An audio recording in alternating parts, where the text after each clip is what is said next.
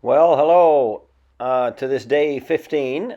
I actually wasn't sure that I was going to do one today because Jaime only came this morning. I never even saw him, and he was gone by the time I got up mid-afternoon.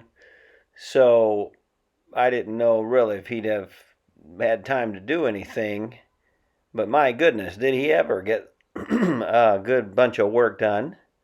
So I figured I'd take a quick fly here and show you.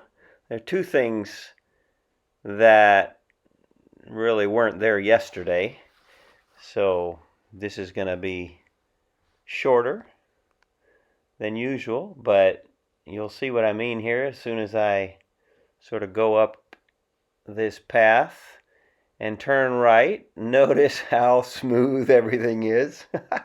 I don't know how in the world he did that. I wasn't there to see him, but he changed the bucket. He has the whiter one. But my goodness, it would have been really cool to have a time lapse of him working that whole field. I hadn't thought of that.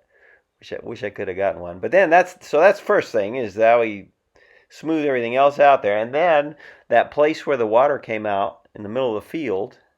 Okay, so he got all those rocks that were piled up yesterday, and he dug a trench and dumped all the rocks in there, and so that's going to be their solution, or at least helpful thing for the water that otherwise would filter down through the whole thing and make it a spongy, soft field that more likely to slide again. So there it is.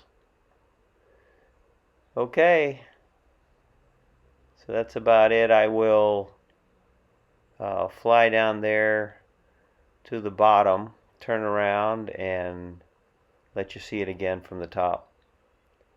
And I'll call it quits for today. Take care.